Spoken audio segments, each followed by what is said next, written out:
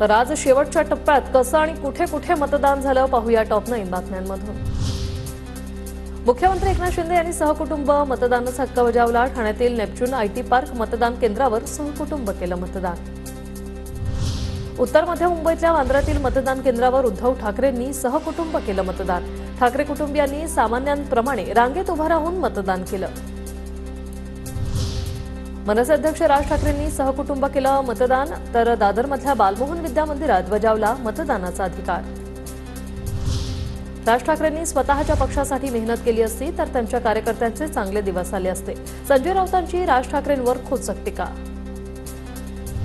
मुंबईकर मोदींसाठीच मतदान करणार, एनडीए 400 पारचा आकडा पूर्ण करणार, भाजपचे नेते विनोद तावडेंकडून विश्वास व्यक्त।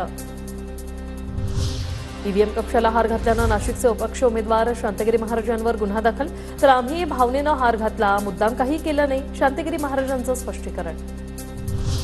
चांदवड तालुक्यातील वडगाव पोंगूमध्ये कांद्याच्या माळा गळ्यात घालून शेतकऱ्यांनी केलं मतदान। कांद्याचे बाजारभाव कोसळल्याने शेतकऱ्यांनी व्यक्त केला रोष। बागलाणच्या माजी आमदार दीपिका चव्हाण आणि माजी आमदार संजय चव्हाण यांच्याकडून कांद्याची माळ घालत मतदान। सटाण्यातील मराठी शाळेतील मतदान केंद्रावर मतदान। नाशिकमध्ये मतदान संपताच तळीरामांची दारूच्या दुकानावर गर्दी। आचारसंहिता संपत असल्याने बियर बार आणि दारूचे दुकान हाऊसफुल।